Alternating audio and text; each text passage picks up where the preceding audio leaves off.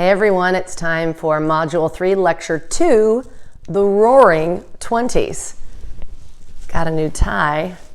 Roaring 20s, right? You see, you get, wait, do tigers roar or is that just a lion thing? Oh, I'm about to Google that. You might be Googling that right now. So today we're talking about the Roaring Twenties. And to set this up, I'm going to be discussing the year 1919. 1919 is a rough year. So as we've previously discussed, the Versailles Peace Treaty doesn't really go our way, so there's a lot of disappointment about that. There's also kind of three other reasons, kind of general reasons I wanted to mention that it was such a tough year. There is a major flu pandemic that kills 700,000 Americans. It's a worldwide pandemic. It's now mostly referred to as like the Spanish flu pandemic. Pretty bad stuff. Labor unrest, as we're coming off of the Great War, a lot of employers wanted to kind of go back to the way things had been, and workers were like, oh, heck no. So there's a lot of labor unrest, including the Great Steel Strike, which was a biggie. One of probably the most awful parts of 1919 had to do with returning African-American veterans. As we previously discussed, the NAACP had done a lot of good work in raising awareness about lynchings and reducing lynchings. But unfortunately, when these African-American veterans come back, there is an uptick in lynchings. Some of them are even lynched in uniform. They wanted to sort of embrace their identity as like champions of like American democracy, and a lot in the South, but also outside of the South, felt that they needed to be put in their place. So that was the gratitude they received for being veterans. So those are sort of three things. An additional thing I want to talk a little bit about is the Red Scare. Now, the Red Scare, we're going to have another one later. This is one that's pretty brief. It's in 1919 and 1920. This Red Scare is born out of fears related to the Russian Revolution. So in Russia, they have like their communist revolution that results in Lenin and a communist regime leading Russia, and this resulted in fears that something like that could happen in the United States. Communism before this had been theoretical, but we now have the existence of they called it communist regime over in Russia. And so this results basically in the government trying to suppress anything that they thought had any hint of sort of Russian Revolution to it. So for instance, they're going to specifically target socialists, because again, we have a much higher number of socialists in this country. As you know, socialism and communism are not the same, but this is when people started sort of conflating the two. Like, they want to be communists, or they're secret communists, or what have you. So we have a lot of socialists targeted. We're going to have labor unions targeted. And again, some of that's related to the fact that there was a lot of labor unrest at the time.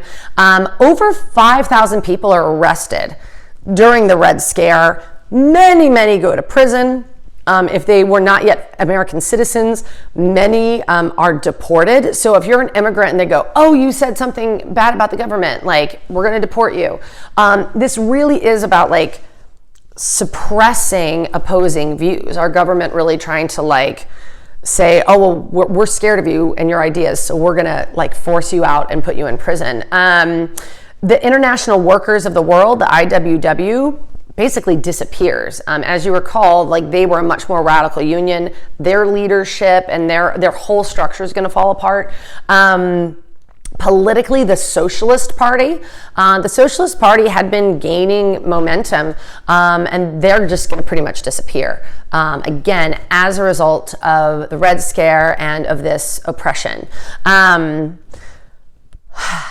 So 1919 was not great. My notes actually say 1919 was a suckfest.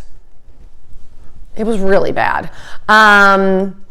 Things are going to start to kind of, I hate to put it this way, but kind of normalize as we get into the 1920s.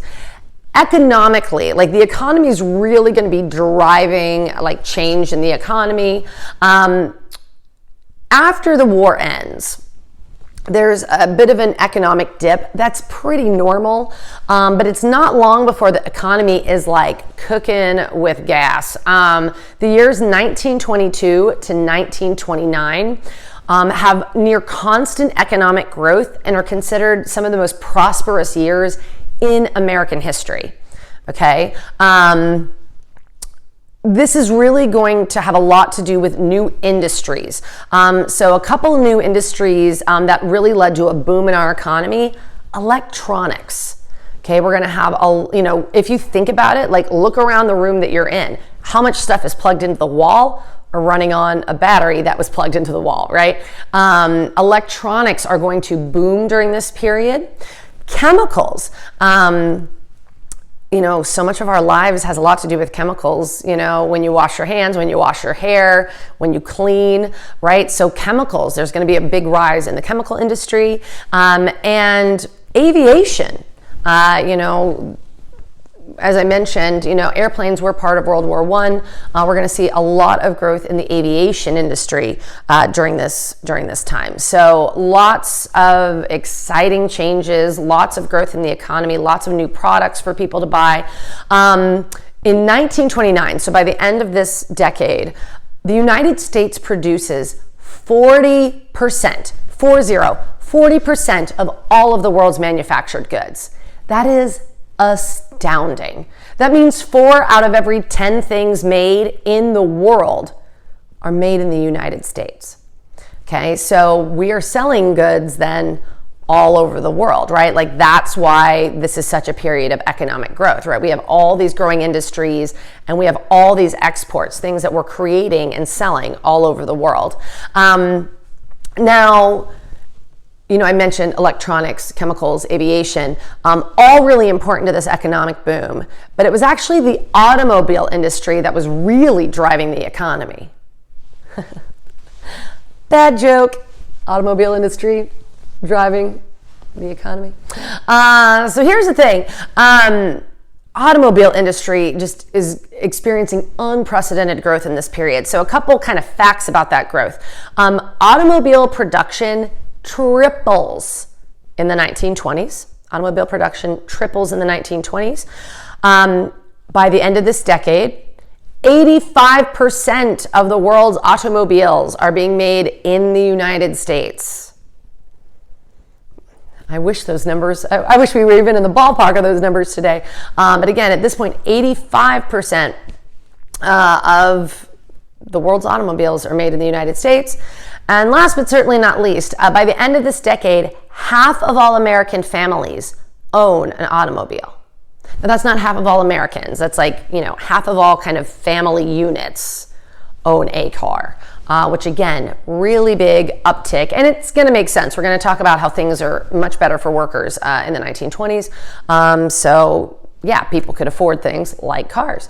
Now, with the automobile industry, and crazy amounts of growth, this also stimulates other industries, right? So think the steel industry. Back then, cars, if you've ever seen old cars, they were like honkers. They were made of steel. They were hard to dent.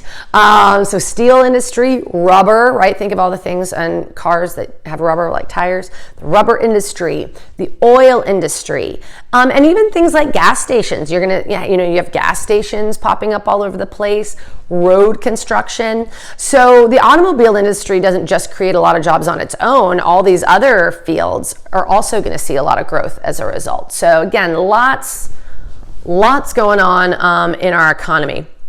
Now, what we're going to see, again, because of all this economic growth, is a real improvement in the standard of living for most Americans, okay? So think back to like the Gilded Age, real crap standard of living for most workers. This is a period where we're really going to see it increase and improve. And there's sort of like an equation for this. So you basically have the strength of American manufacturing, right? So everything I've just talked about, we're making tons of stuff, we're selling tons of stuff, we're exporting tons of stuff. So we have the strength of American manufacturing plus all those progressive reforms, right? So like higher wages especially. So when you have strong manufacturing and good wages, that translates into a higher standard of living. So people are buying cars, they're buying these electronic appliances, they're buying cleaning supplies, the way that people lived is going to really improve in the 1920s.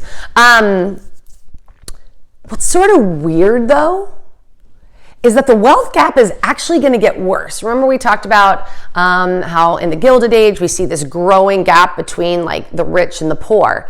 That actually gets worse in the 1920s. So you might be thinking, well, how does that work? Like they're getting better wages and the standard of living is up. Well, I have math for this. Okay, during the 1920s, wages rose by 25%. Raise your hand if you'd love a 25% raise, right? I mean, that's wild to see in such a short amount of time, wages go up by 25%. That is why standard of living increased and things like that. However, during this same period where wages rose 25%, corporate profits were up 200%. That's right, corporate profits actually more than doubled during this period. That is why we start to have this gap. So, these richy riches, these people who own the companies, who own the factories, who own, are leaders in the industries, they are getting even richer than they ever have. So the thing about this is that when people are making good wages, they tend to be less concerned about how rich their boss is getting, right? Because they feel like they're doing well. So this wage gap, this wealth gap really goes pretty unchecked during the 1920s. So again, the wealth gap is going to get worse. To give you a sense of kind of how bad the wealth gap was, we talked about the 1% already, right? Like the top 1%, like the very rich in the United States. In the 1920s, they come to basically that 1% has as much wealth as the bottom half, as the bottom 50%. So 1% of Americans have the same amount of wealth, property, what have you, as half of the United States.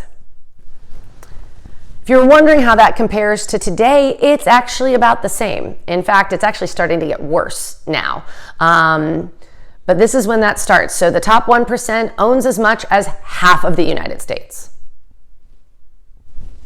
So yeah, wealth gap, it's a real thing. So here's the thing. Another kind of phenomenon that we see in the 1920s, again, so much is changing in the 1920s.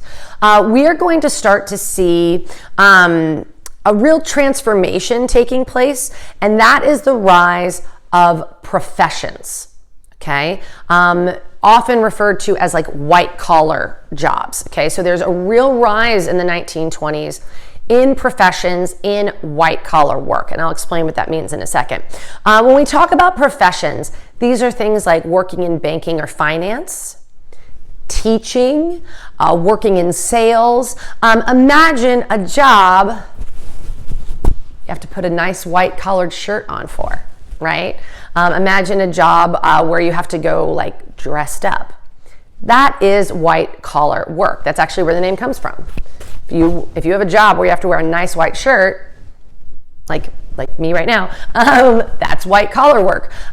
Blue collar, actually, that term comes about because back then what most people wore for like manual labor or factory labor was denim. Denim was like, actually what we think of as modern denim was actually relatively new kind of in this period. And so if you think about like, when you put the coveralls on to protect your clothes, that's blue collar work. So if you're in a job where like your clothes can get messed up, so you're wearing like denim coveralls, that's blue collar work.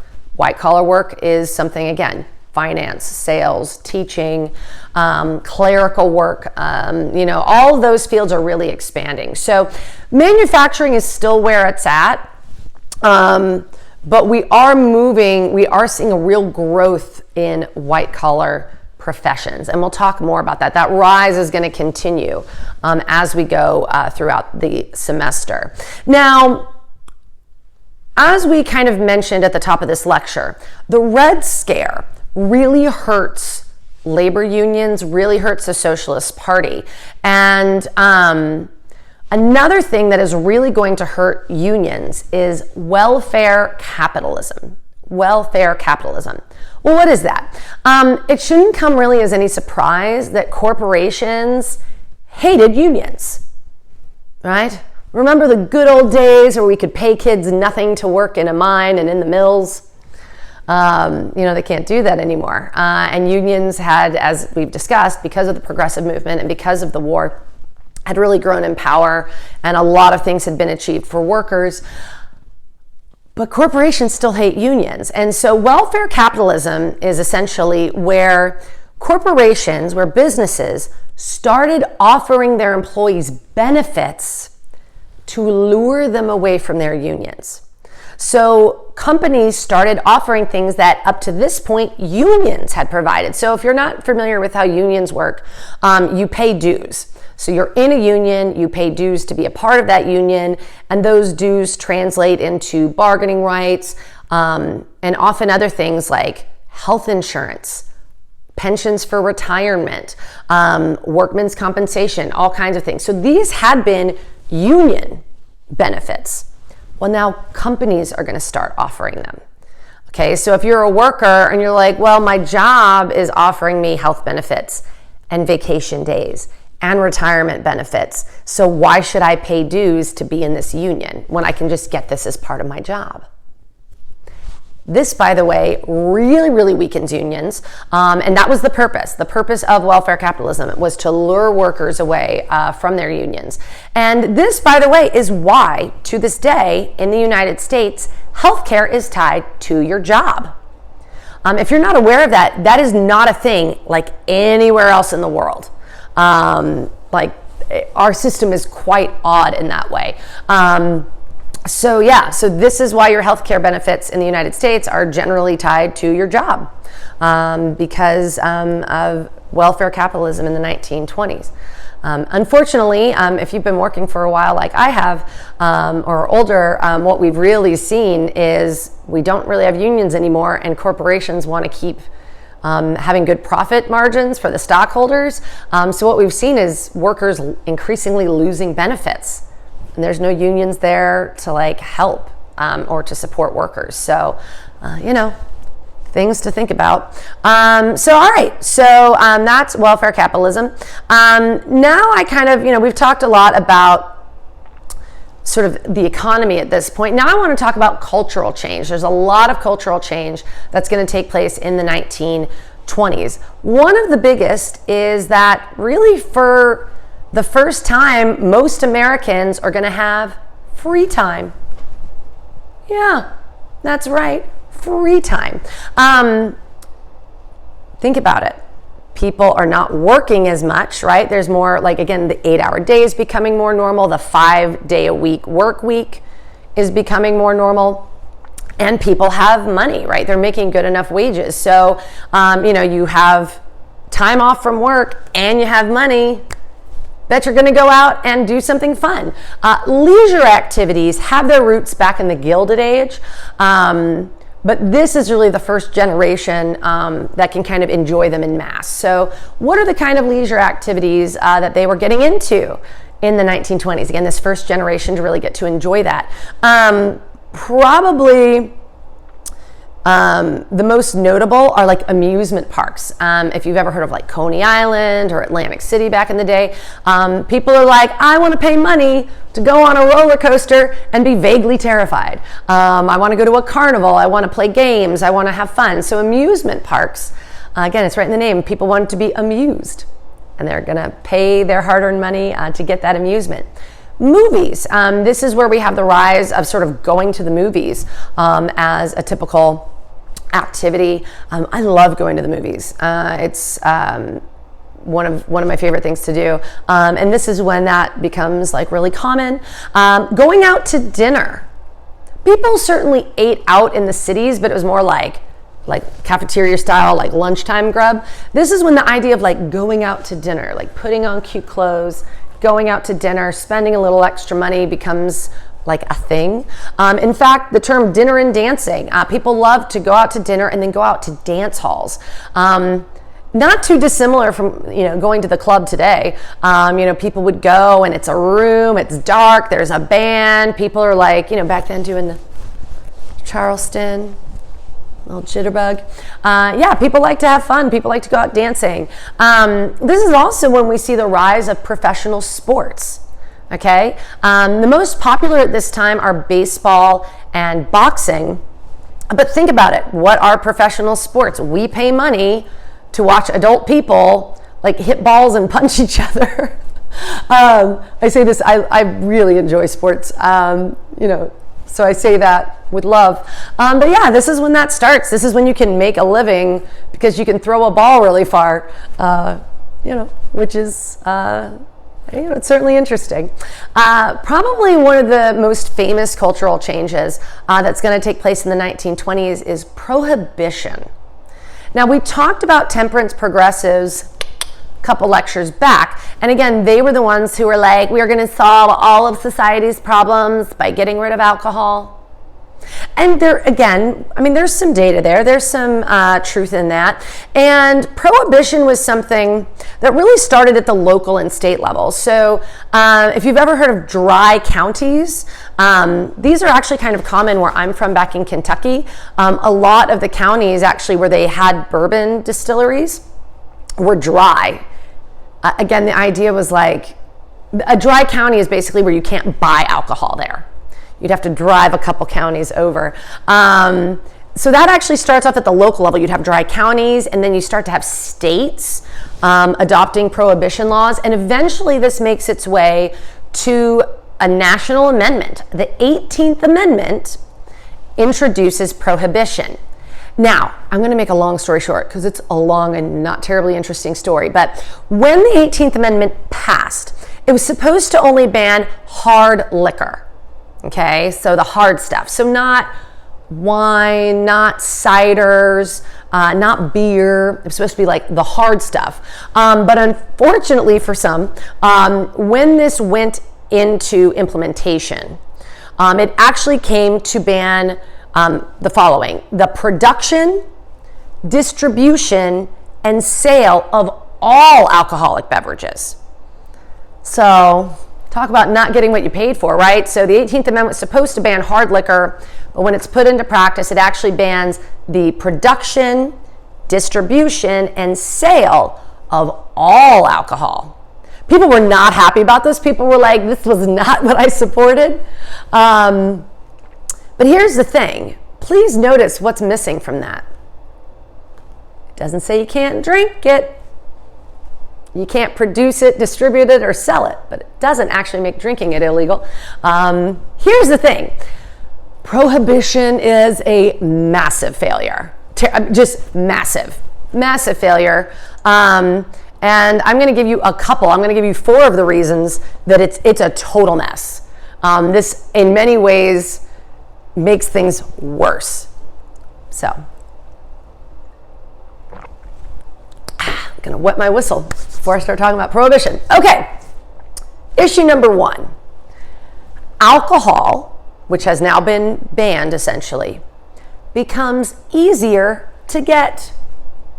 And you might be thinking, Dr. Jones, how in the world would alcohol become easier to get when it's illegal to produce, distribute, and sell it? Well, I'll explain it. There's a lot of illegal alcohol production that goes on, okay? And what happens is there's no laws regulating its sale. So last call, like if you're a person who's old enough and you've ever been out to a bar, there's last call.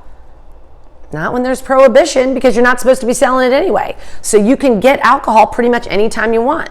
For instance, most states have Sunday laws that say you can't buy alcohol. Some states it's until noon, some it's until 1. Like if you ever go to the grocery on a Sunday afternoon, there's always guys like pacing the beer aisle, like waiting for them to like raise those shades so they can get alcohol.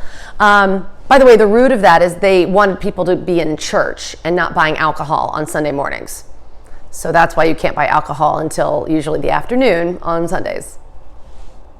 Just for your info. But at any rate, those laws are gone, right? Because again, with prohibition, there's not supposed to be any alcohol. So with no rules, it's just like open season, okay? It's easier to get alcohol because you can get it any time of day, 7 days a week. Also, do you think they're checking ID? No. In many ways, the best sort of modern example I can give you is marijuana use by teenagers is actually worse in states where it's illegal. So for instance, in a state like Washington, in order to get marijuana, like it's like you have to show your license and it's all very strictly regulated and you have to be of age and it's all, you know, there's limited times and hours where you can buy it. Well, that's made it harder for teenagers to get access to it, right? In states where it's illegal, like nobody's dealer's like, I'm gonna need to see an ID.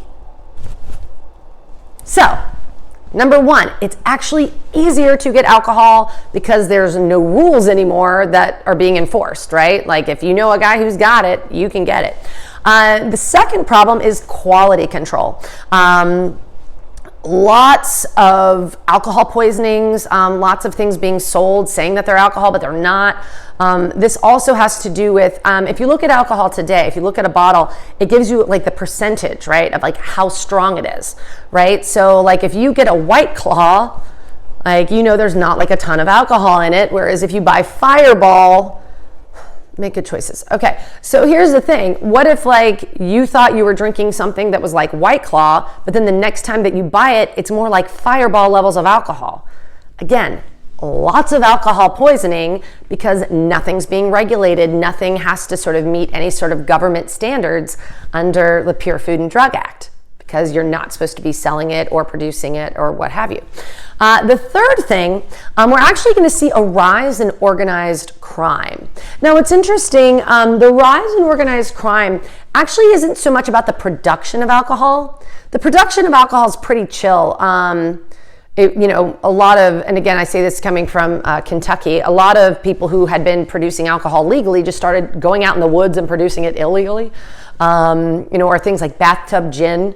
If you know people who like homebrew their beer, like it's not, the production's not particularly difficult. What was difficult was actually distributing it, getting it out to the people who wanted it. So we're going to see a rise in organized crime related to the distribution of alcohol.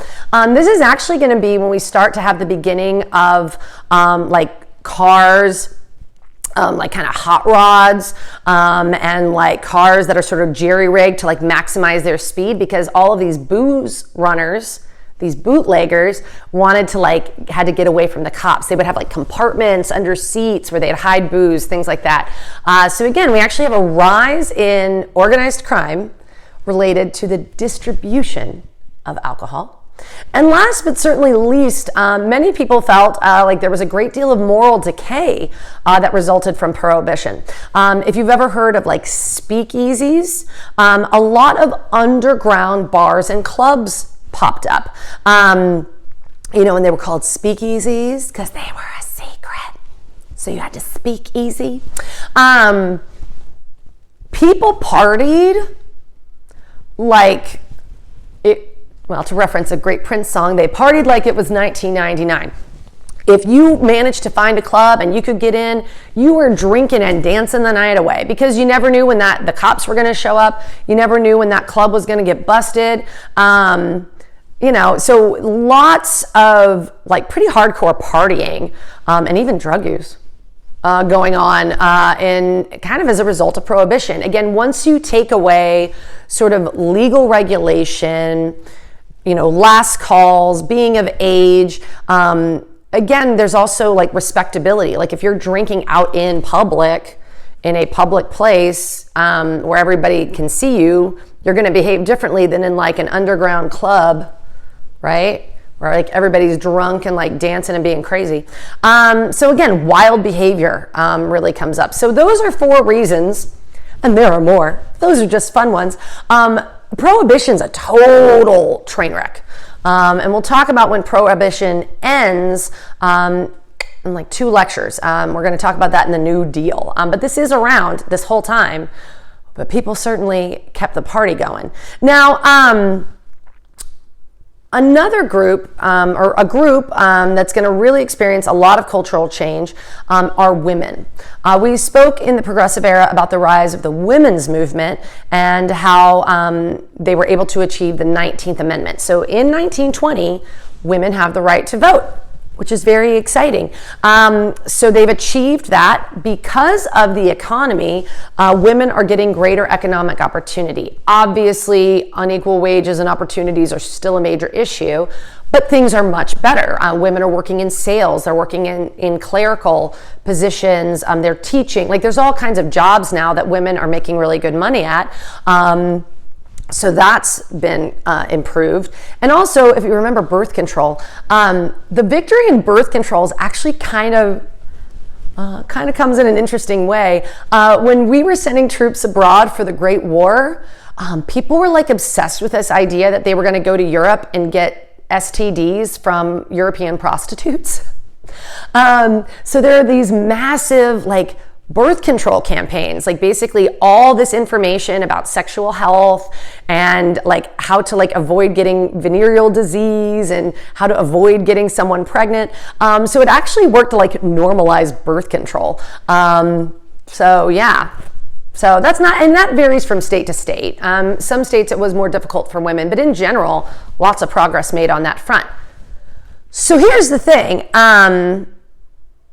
The women's movement is actually going to start to fade in the 1920s. And that has a lot to do with the fact that they've, as I've just mentioned, achieved a lot of the goals that they had. And without those big goals to unite them, there's a lot more focus on what divides them. All right, so it's kind of like when they were all fighting for these big goals, they were united, but with those big goals, achieved on some level, it's going to, the differences are going to stick out more. One of the big differences, one of the things that's really going to be a catalyst for kind of this friction in the movement is the ERA, which stands for Equal Rights Amendment. Women wanted there to be a constitutional amendment clearly stating that laws could not discriminate based on sex and based on gender. All right. If you're thinking to yourself, Dr. Jones, doesn't the 14th Amendment already do that? You would be correct. But as we've already seen with African Americans, the 14th Amendment was not being applied to them, nor is it being applied to women. Women lacked a lot of rights. And so that's why they wanted the Equal Rights Amendment. Now, unfortunately, so this is going to be presented in Congress pretty much every year starting in like 1923. But it never gets anywhere because women were not united behind it. Remember how we talked about how there were women who wanted special laws and special rules for women, and then there were other women who wanted full equality? This is where that becomes an issue. The women who wanted widows' pensions and special rules and special limits for women didn't want the ERA. And it's probably not that difficult to imagine that a bunch of men in Congress are not super keen on giving women equality. So if women aren't all united behind it, it was really easy for them to just like blow it off. So unfortunately, the ERA does not pass, and the women's movement really does just sort of kind of go away. Are there women advocating for their rights still? Absolutely. But as a mass movement, it does come to an end in the 1920s. So while there's not going to be much political progress for women in the 1920s, there is a lot of cultural change, especially for that younger generation of women. You've probably heard of flappers. Some of you might have even gone to a Roaring Twenties party dressed as a flapper. It's a very popular costume. Flappers, I think part of why people still find them like interesting and exciting was this was a generation of women, of young women, whose lives were like completely different from their mothers, okay? because of birth control, because of the right to vote, because of these new economic opportunities, you have young women who are living on their own in the cities, sometimes in like kind of like group dormitory style living, but they're on their own, they're making money, and they have free time. So they want to go out. So they're going to the movies, they're going out for dinner and dancing, they're going to amusement parks, they're going to speakeasies. And we're going to see this liberation reflected in their fashion. You're going to see like that kind of bob haircut, which back then was like very sexy and controversial, you know, the flapper bob. They're wearing short skirts. Guys, they even would show knee on occasion. Scandalous with the kneecaps, sleeveless dresses, like showing, I mean, by today's standards, it's not a lot of skin, but back then, if you look at fashion in the 19-teens and look at it in the 1920s, it's like, it's a change. It's a transition. Again, these are young women going out, they're partying, they're sexually active because of birth control. Very, very different than previous generations before them. To give you a sense legally of how things had changed, in most states and cities, a woman could be arrested for smoking in public. Okay. Like that was not uncommon in the 1900s, the 19-teens. Women could get arrested for smoking in public. In the 1920s, those laws are gone, and instead cigarettes are being marketed to women. They were called torches of freedom. So if you've ever noticed, also please don't smoke, please. I know it looks really cool in like old black and white movies, but like I lost my father-in-law to lung cancer last year. It's a really bad habit. Please take care of yourselves. But for the purposes of this lecture, there's like lady cigarettes. So they start marketing cigarettes to women and they call them torches of freedom. Show your independence, ladies. Show your liberty. Light up that torch of freedom. Yeah. Women get some rights and advertisers start trying to make some money off it, right? So again, if you're a young woman in the 1920s, life is so different for you than it was for like your mother or your grandmother. However, one way in which things were definitely not different was once a woman got married, okay? Now, to be very clear, housewives, still not a thing, okay? The American housewife, that is post-World War II, and we will get to that. But legally, women lose a lot of rights when they get married. That was the case. In most states, a married woman couldn't sign a contract. A married woman couldn't own property. A married woman actually didn't even have her children weren't even considered hers. So unfortunately, when these young women who have these very different, very liberated lives, once they're married, they're very much kind of trapped by the same laws that their mothers and their grandmothers were. So in that way, unfortunately, life was not very different. Okay, so again, women, lots of things are different, some things not so different. That's going to also be the case for African Americans. Some things are different, and unfortunately, some things are not so different. One of the big things that we're going to see, kind of a trend continuing, is the Great Migration. So the Great Migration really had increased, as we discussed during the Great War. We have a lot of African Americans leaving the South and going into cities. That is going to continue in the 1920s, pretty much for the same reasons. The economy is good.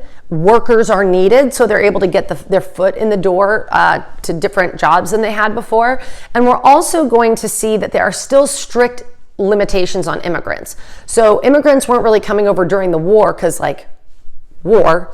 And then after the war, there were just a lot more laws put in place limiting immigration into the United States. So again, that creates a market where African Americans can get jobs. So they're going to, continue leaving the South.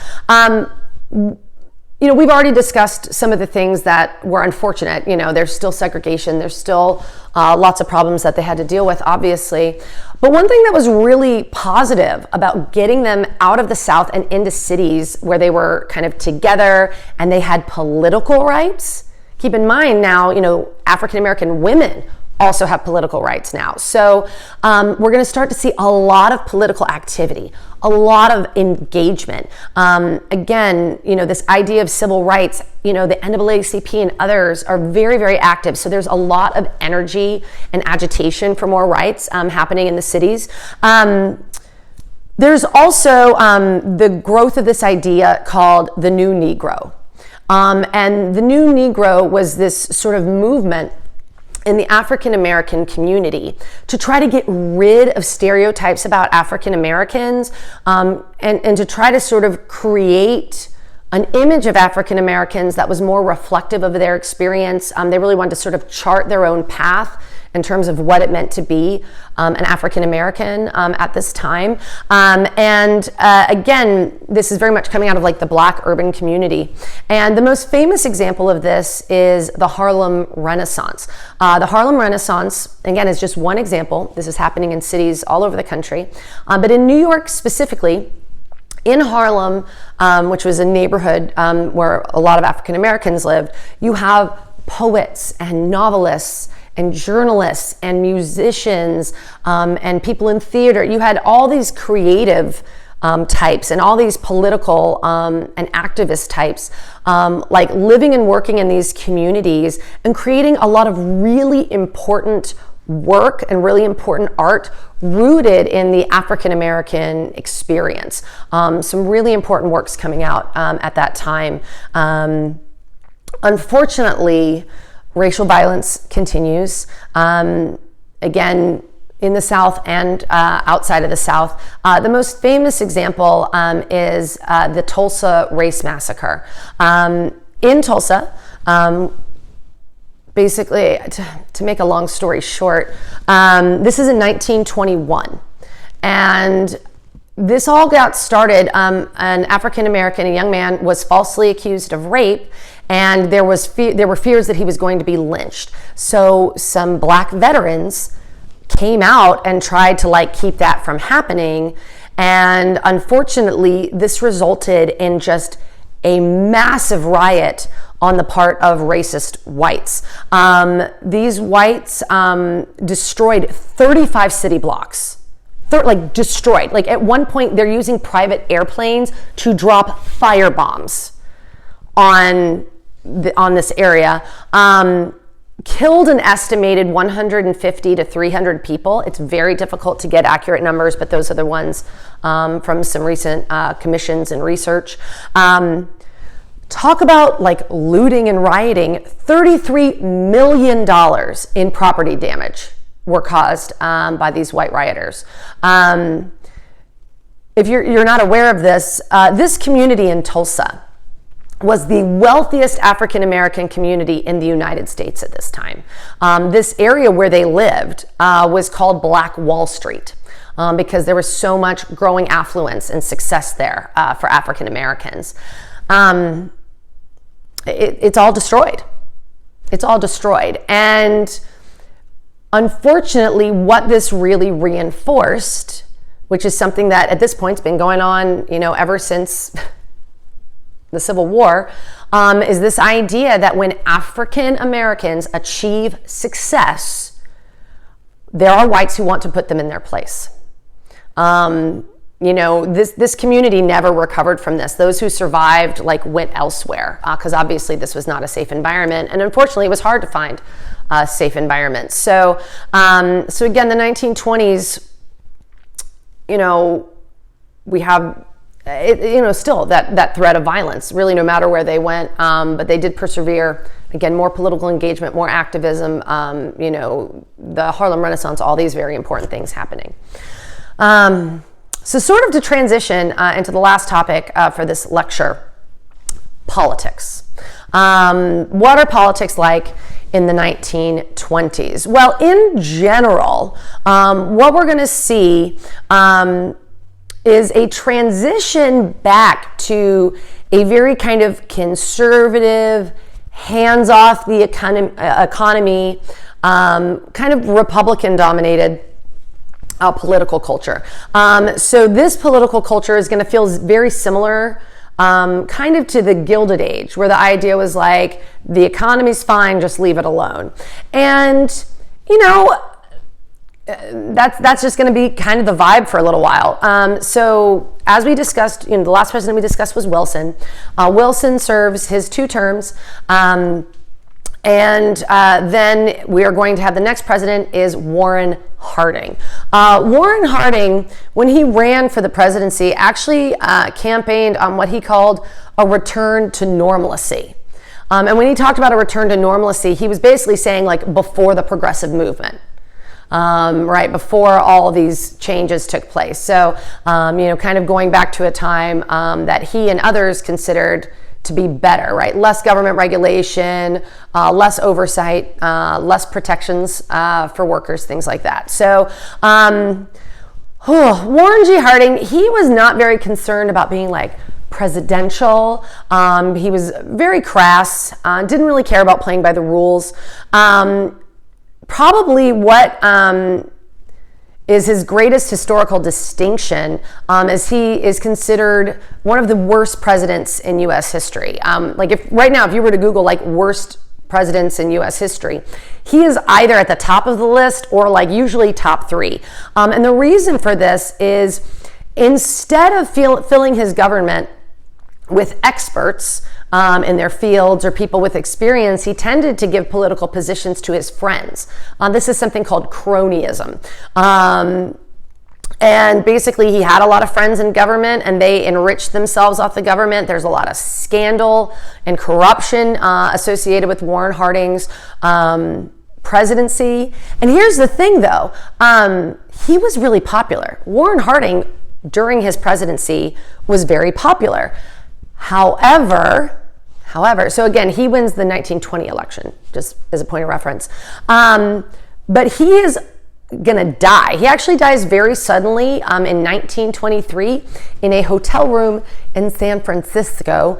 So what happens is he dies before a lot of the scandals break. So once he dies, a lot of stuff starts to come out about all the problems and the cronyism and the corruption and all this. So he actually died a very popular president, but then looking back, it's like, oh, that administration was a train wreck. So many problems.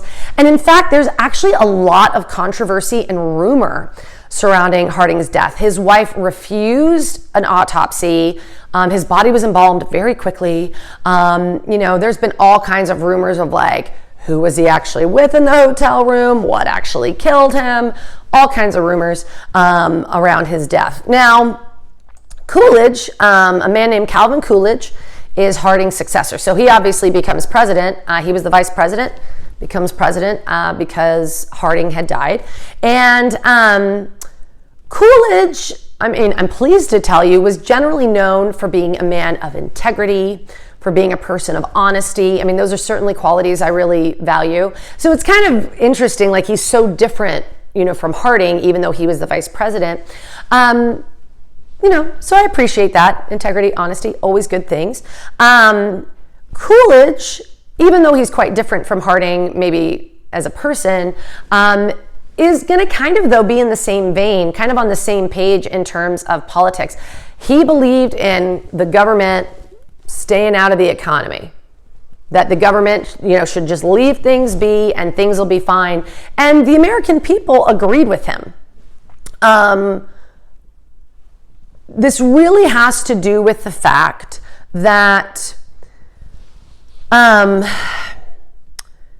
the economy is going well, when people are doing well financially, they tend to not care as much about politics. They tend to be more apathetic. And that's not just in the 1920s. That is throughout cultures, throughout history. Okay? When people are doing well financially, they don't care as much about what the government is up to.